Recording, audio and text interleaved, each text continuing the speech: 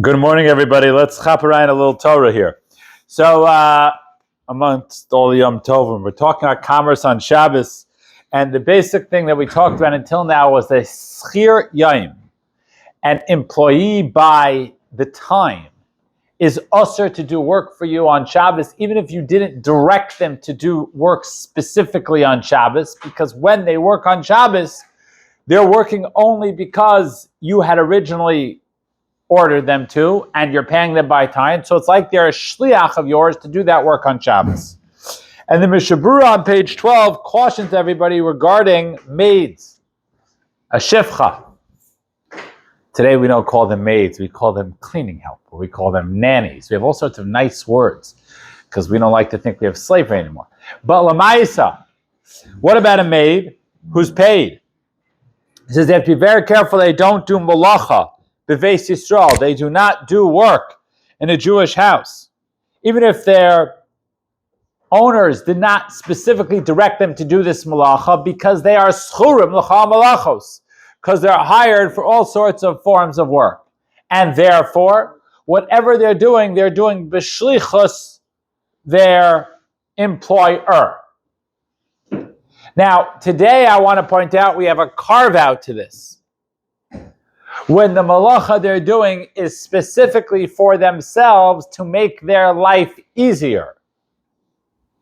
So a problem would arise if you had someone vacuum. I'm not getting into what goes on in shuls here. It's another shmooze, sarchei rabim. If you have someone vacuum, because vacuuming can only be accomplished by vacuuming. But the distinction could be drawn between that and washing dishes. Because you could wash dishes with cold water. And since they're being paid by the time, actually they would get paid even though it took them another 5 hours to wash the dishes.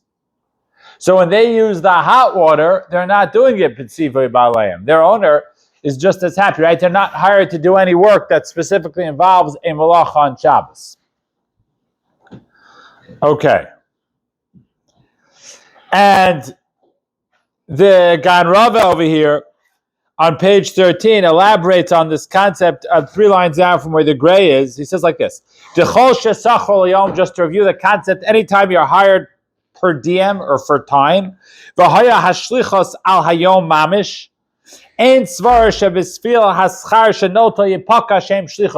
no logic to say that just because you're getting paid for something, so the fact that you are an agent of the Jew is somehow removed. The reason why he's working today is because the Jew told him. Imagine if he didn't get paid. He of course wouldn't do the job, right? And the same thing is, and he just reviews again, even if you're not hired for Shabbos, but if you're hired per day, so every day that he works, it's a new shlichus for you. And therefore, that's going to be a problem on Shabbos. Okay. Let's now contrast that with the next scenario. It starts out with a Gemara on page 14, which is Daf Kaf Aleph Amud Aleph, which talks about the permissibility or lack thereof of renting a house or an asset to a non-Jew. Now, parenthetically, the Mishnah has a problem, bichlal, we're not getting into what we do today, with renting a property to a non-Jew, because they were as a tremendous concern that the non-Jew would bring an actual avodah zarah into the property. Even today, without digressing into the debate whether Christianity is avodah zarah, once in a blue moon, but it does happen, if you're a landlord, you discover that someone from an Eastern religion brought in an idol, mamash an idol, into your property. Obviously, that's not a common thing, but it can happen. That's a violation of the law of lo savi soeva al beisecha. But then the Mishnah says like this, umikol makom lo yaskelo samerchatz. Anywhere, you can't sell him a bathhouse. Parenthetically, it's a very nice Mishnah. The Mishnah, by the way, is discussing the distinction between America and Eretz Yisrael, or Chutz La'aretz and Eretz Yisrael, because there's a separate problem, folks, of selling property to a guy in Eretz Yisrael.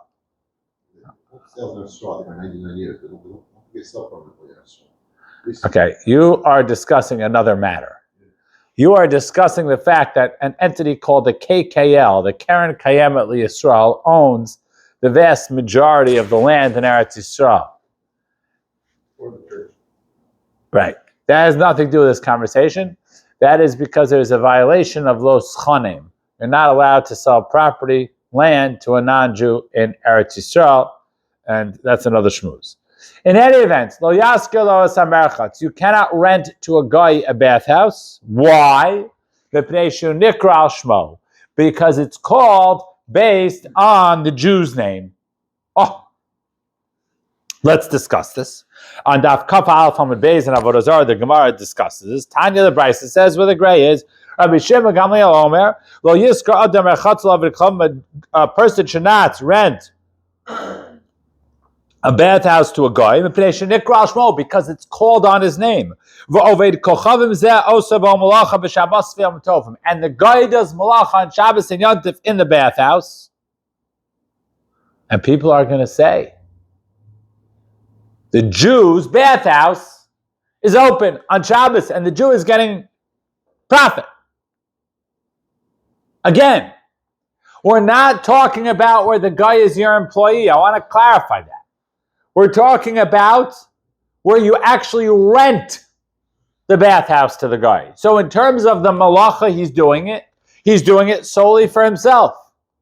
He could keep the bathhouse closed. He could keep the bathhouse open. You're not getting a commission by the number of people that are bathing and therefore the amount of water that's being heated up. There's a separate issue. Yeah. It's like a Marasayan. It's called on your name. People say the Jewish bathhouse is operating on Shabbos or Yontif. And obviously, we don't have bathhouses today, b'derech klal, but we have other entities of business that are known to be owned by Jews, or they're easily findable that they're owned by Jews. And if you rent out that type of a property to a guy, and the guy operates it, but still people will say the Jew is operating on Shabbos. This happens with lots of things. It happens with garages, moving companies, it happens with all sorts of things. That's the problem. Okay?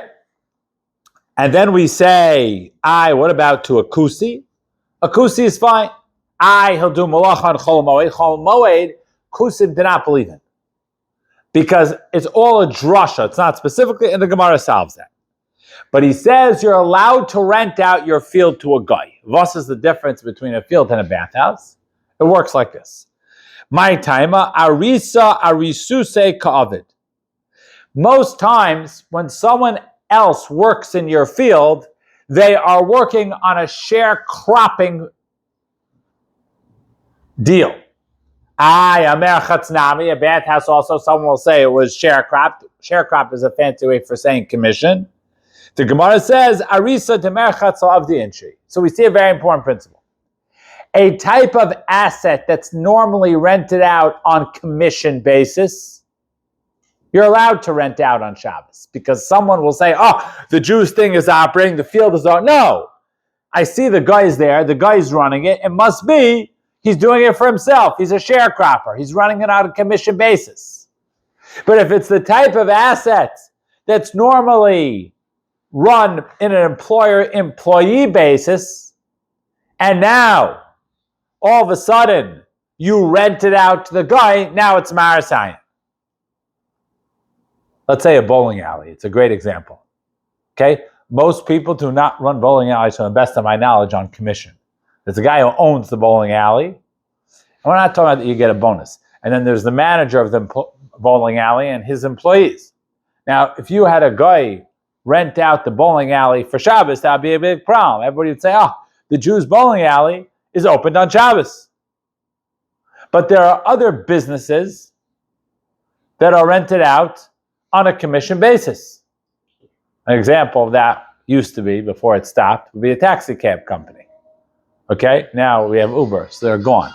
But taxi cab companies, even back in the day when we used to have taxis in this world, you would own the right to have a name of a taxi, of a licensure on your thing, and then you did it on a commission basis. A medallion, exactly.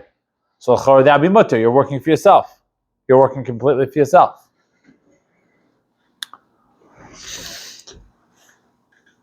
Now, there's an unbelievable Tosfos over here. Folks, we have to see it. Where the arrow is. Pasak Rabbeinu Tam, the Rabbeinu Tam Paskins, Halacha Rabbi Shimon Gamliel. The Amar Risa Risuse Kavod. Umi Tochkach, and because of this, Hitir li Yisrael Shnasan Beso La'asoso Bekablanos Livnos Bo Afilu B'Shabbos. He said, you're allowed to give your house to a contractor to build on Shabbos. Now again, when you give your house to a contractor to do work on or to build, so that is not a problem if he's doing your shlichus, because a contractor by definition is not working by time. He's working by job. If he's working by job, he doesn't need to do it on Shabbos, right? So he's working for himself. But the only potential issue is the good old Marasayan. Well, the Jew told me to be an employee and work on Shabbos. Says Rabbeinu Tam it's mutter. He says like this. If we're matir sharecropping, and sharecropping because it's a commission basis, whatever increase in work transpires on Shabbos also helps the Jew, right? Contracting work, that's not how it works. The Jew does not care whether it happens on Shabbos or not. He wants his house painted. He wants his deck built. He wants his second floor built. Okay? But that's not 100% true. Because if you have a contractor, you have a certain date that you want it to be finished. Yeah. You know, and he knows that if he doesn't work on Shabbos, he's not going to complete the task on time. Okay. So again, that is a case where you told him to do work on Shabbos. That's also. No, I'm saying I need this job finished on the 23rd of this month, right? Right. And so he's hustling to make it happen. It's a hard. No. Again, if let's say, just a second, you're confusing me. Right now I'm on September 30th, okay? Let's say I tell him to do the job by October 4th. Okay. And we know that between September 30th and October 4th, there's going to be Yom Kippur and there's going to be Shabbos. Is that fair to say? Yes. Okay. And we know that the job takes 6 days. So you were mitzvah him to work on Yom Kippur and Shabbos. But if we know the job takes 2 days, so even though he's hustling to finish it by October 4th, he could have worked tomorrow and Erev Shabbos or Erev Yontif. No, Erev Shabbos. But that's like a short-term thing. But I'm saying, let's say it's a 6-month project. Doesn't make a difference. If the 6-month project could have been finished only using Shabbos, then you're right. Then you told him to work on Shabbos. And if the 6-month project could have been done not using Shabbos, so that's his business that he's working on Shabbos. He's not working for you on Shabbos. You know why he's working on Shabbos? Because probably on Friday, he had another job somewhere else. What? And it's okay to do that. Well, my fine friend, there is a slightly different issue here with the dry cleaner because one of them here is Jewish. Oh, here? Right. The dry cleaner around the corner. Drop it off on Friday morning and Right. You drop it off Erev Shabbos. Right, but when you have a scenario where there's a Jewish dry cleaner, and Lamaisa, you know he's doing it on Shabbos, it may be a problem of Messiah. So the guy across the street is Chinese, and last I checked, he's not Jewish. But there's another fellow here that a lot of people go to that is Jewish, and that's a separate, I just want to point out, I'm not getting into it, that's a separate caveat. But you're right. A dry cleaner, in principle, is the same concept. But a dry cleaner is a little bit better, and we're going to get to that. The reason why a dry cleaner is better is because there's no marasayim with a dry cleaner. No one knows that guy's suit is a Jew suit. That's ridiculous. There's no marasayim with a dry cleaner. When you have a house, everybody knows you own your house. When you have a business, everybody knows you own the business. Everybody knows that Yitzchak owns Zion Tiklat.